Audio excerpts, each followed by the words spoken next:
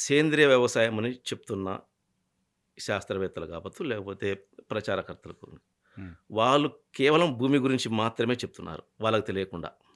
Okay. So, హ్మ్. తర్వాత అందులో వేసే మొక్క గురించి గానీ, పైరు గురించి గానీ, హ్మ్.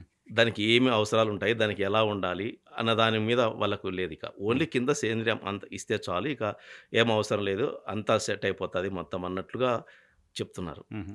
వాళ్ళకి తెలియకుండానే వాళ్ళు సగభాగం మాత్రమే ప్రమోట్ చేస్తున్నారు. ఓకే. సగభాగం మాత్రమే వ్యవసాయంలో చెప్తున్నారు. భూమికి ఏమిస్తున్నాం మాత్రం జెప్తున్నారు. భూమికి మొక్క అంటే గురించికొస్తే భూమి ఆరోగ్యాన్ని కాపాడడం మాత్రమే చెప్తున్నారు. హ్మ్. కానీ అందులో పెట్టే మొక్కకి ఏం అవసరం ఉంటాయి? ఏంటి? హ్మ్. సో, దాని అవసరాలేంటి? అనేది తెలియలేదు కానీ ఈళ్ళకి. భూమిని బాగు జేస్తే మొక్కకున్న అన్ని అవసరాలు భూమి తీర్చదా? అన్ని తీర్చదు. హుహు. తీర్చదంటే కారణం ఒకటి. ఇప్పుడు హ్మ్. వాళ్ళు వాళ్ళు చెప్పేది ఒక ఉదాహరణ చెప్తారు. హ్మ్. అడవిలో ఉన్న చెట్లకు ఎవరేమిస్తున్నారు? సో, అవి బాగా కాస్తున్నాయి గదా! హ్మ్. దిగుబడిస్తున్నాయి కదా! హ్మ్. అని అంటారు. కరెక్ట్ గదా! హ్మ్. ఆ! హ్మ్. అడవిలో యాక్చువల్‌గా మనము పోయి ఏవి కోసుకొచ్చుకోం. హ్మ్. అడవిలో ఒక చెట్టుకు ఆకు రాలినా దాని కిందనే పడుతుంది. హ్మ్. కాయ కాసి పండయినా దాని కిందనే పడుతుంది. హ్మ్. అది భూమిలో కొన్ని రోజులకి కుళ్ళి మళ్ళీ భూమిలో కలిసిపోతూ ఉంటుంది. హ్మ్. అది రొటేషన్ అవుతూ ఉంటుంది. ఓకే. సో, దాని పోషకాలు మనం ఎక్కడ బయటికి తీసుకుపోవట్లే ఎవరు. ఓకే. దాని పోషకాలను అదే తయారు జేసుకొని అది మళ్ళీ భూమికి మళ్ళీ పంపిస్తది. భూమిలోకే అంటే భూమి నుంచి తీసుకున్నవన్నీ మళ్ళీ భూమిలోకి పంపిస్తది. మళ్ళీ భూమిలోనే కలిసిపోతుంటాయి. హ్మ్. అందులో కొమ్మలు ఎండిపోయినా అవి రాలిపోయి మళ్ళీ భూమిలోనే పడి కుళ్ళిపోయి ఇలాగే జరుగుతూ ఉంటుంది. హ్మ్. హ్మ్. అది రొటేషన్ జరుగుతూ ఉంటుంది. హ్మ్. కానీ ఇక్కడ మనకు హైబ్రిడ్ వంగడాలు ఇవన్నీ వచ్చిన తర్వాత హ్మ్. ఒకప్పుడు వస్తున్న దిగుబడులు వేరు. ఇప్పుడు తీస్తున్న దిగుబడి వేరు. హ్మ్.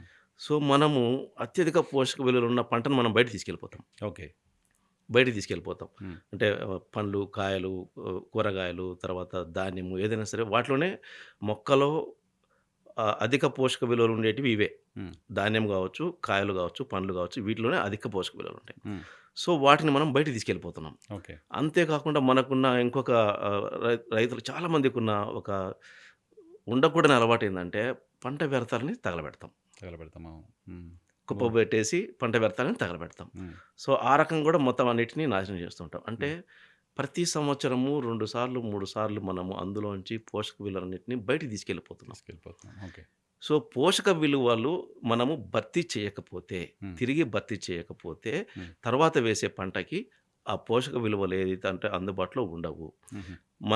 మనం పైరు వేస్తాము. మిరప గాని, పత్తి గాని ఇవి దాదాపుగా వాటి వేరు వ్యవస్థ 8-10 అంగుళాల వరకే ఎళ్తుంది. హ్మ్. సో, 8-10 అంగుళాల లోపు అవి మనము 2 పంటలేసి అందులో ఉన్న పోషక విలువలన్నిటిని బయటికి తీసుకెళ్ళిపోతూ ఉంటే, హ్మ్. తిరిగి అక్కడ రీఫిల్ చేయాలి. ఓకే.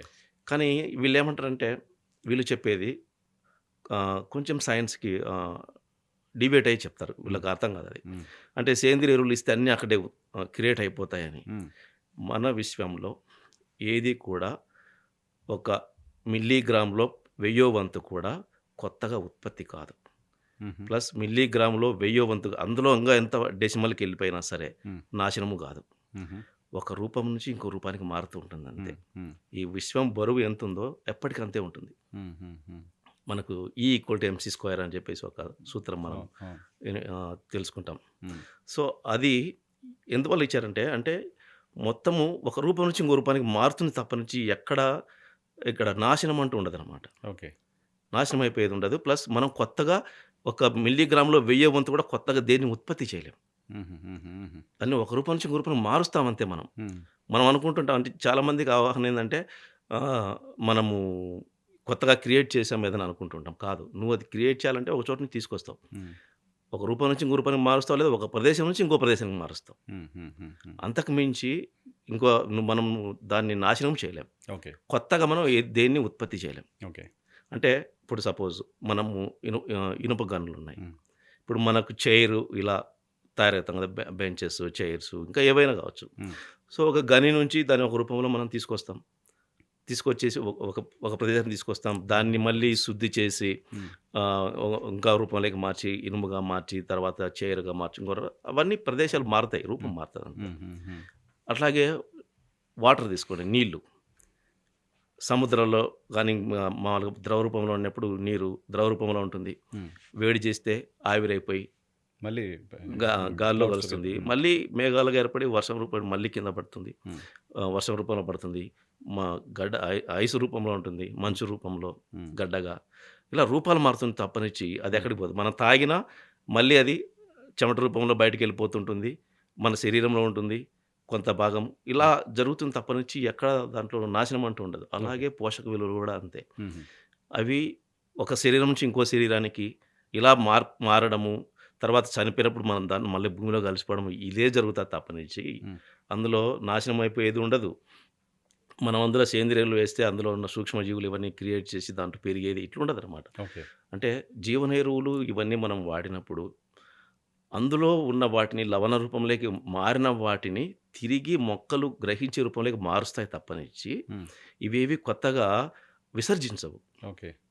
ఇది రైతుకు మనం స్పష్టంగా చెప్పాలి. అవి చేసే పని. హుహుహు. వీళ్ళంతా ఏం చేస్తారంటే, అందులో మనం జీవన ఎరువులు అంటే బాక్టీరియా రూపంలో ఉంటాయి. హ్మ్. వాటిని భూమిలో ప్రవేశపెడితే అవే ఉత్పత్తి చేస్తాయని చెప్తారు. ఉత్పత్తి చెయ్యవు. హుహుహు. అవి ఉత్పత్తి చెయ్యవు. ఓకే. లవణ రూపంలో అంటే పనికిరాని రూపంలోకి మారిపోయి ఉన్నట్టు వ్యర్థాలుగా ఉన్న వాటిని మొక్క గ్రహించే రూపంలోకి మారుస్తాయి. ఓకే. మనం భూమిలో అప్లై చేసేటప్పుడు కొన్నాళ్ళ వరకు అది మొక్క గ్రహించే రూపంలో ఉంటాయి. హ్మ్. సో, అంతవరకు మొక్క గ్రహిస్తుంది. హ్మ్. సో, ఆ వ్యవధి దాటిపోయేసరికి అవి రూపం మార్చుకుంటూ పోతే లవణాలుగా మారిపోయి ఉంటాయి. హుహు. వ్యర్థాలుగా మారిపోయి ఉంటాయి. భూమిలో వృధాగా పడి ఉంటాయి. హుహు. సో, మనము సేంద్రియ ఎరువులు, జీవన ఎరువులు ఇవన్నీ ప్రవేశపెట్టినప్పుడు, ఈ జీవన ఎరువులు విసర్జించే ఒక రకమైన ఎంజైమ్స్ అక్కడ వ్యర్థాలుగా పడిన లవణాలు ఇవి రియాక్షన్ జరిగినప్పుడు మళ్ళీ మొక్క గ్రహించే రూపంలోకి మారతాయి అవి. ఓకే. సో, ఇలా ఉంటుంది తప్పనించి మార్పు. హ్మ్. ఇవి పోయి వేరే తినేసి ఇంకొక ఫాస్ఫరస్‌నో లేపోతే నత్రజనినో ఇవి విసర్జించవు. ఓకే. ఓకే. అది చాలా తప్పుగా ప్రచారం జరుగుతూ ఉంటుందనమాట. హుహు. హుహుహు. సో, ఇవి మార్చాలన్నా గూడా అక్కడ ఉండాలి గదా! హ్మ్. హ్మ్. హ్మ్.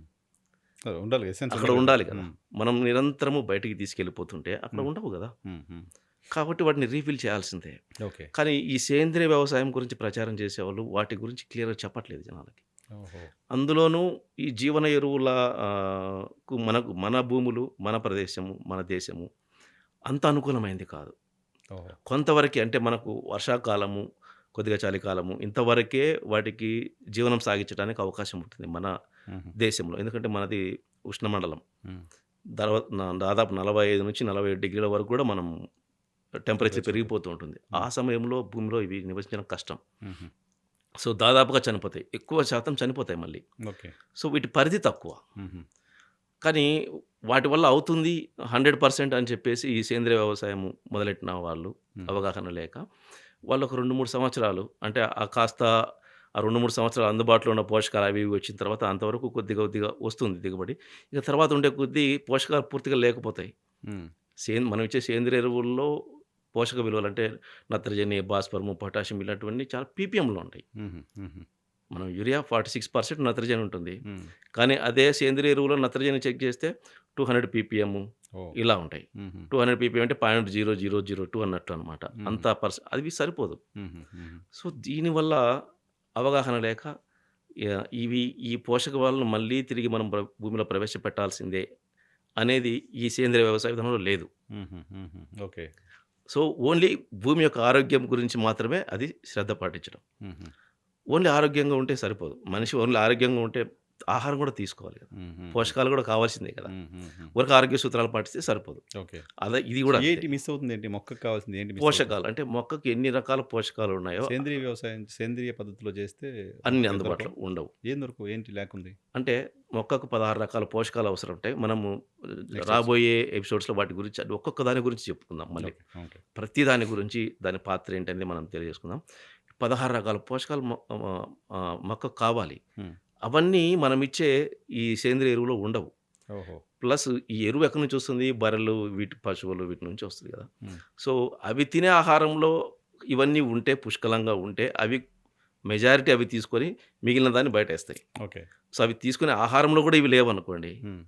ఆ పేడలో కూడా ఉండవు కదా! అంతేగా. హ్మ్. ఆటోమేటిక్‌గా. హ్మ్. హ్మ్. ఇక్కడ పశువులు కూడా ఏమి ఉత్పత్తి చేయవు. హ్మ్. భాస్వరాన్ని, ఇంకొక దాన్ని, ఇంకొక మూలకాన్ని అవేమి ఉత్పత్తి చేయవు. హ్మ్. అవి తీసుకున్న గడ్డిలో ఇవన్నీ పుష్కలంగా ఉంటాయి. అన్ని రకాలు పుష్కలంగా ఉన్నా సరే అందులో 90% పైన అది తీసేసుకొని ఒక 10% ఆ వృధాలో రావచ్చు బయటికి. హుహు. అంతవరకే. హుహు. హుహు. కానీ అవి తీసుకునే పోషకంలోనే లోపాలున్నప్పుడు హ్మ్. ఇంక వచ్చే పేడలు ఎక్కడి ఛాన్సే నుంచి లేదు వస్తాయి? కదా! ఛాన్సే లేదు కదా! హ్మ్. ఛాన్స్ లేదు కదా! హ్మ్. హ్మ్. ఇది జరుగుతోంది. ఓకే.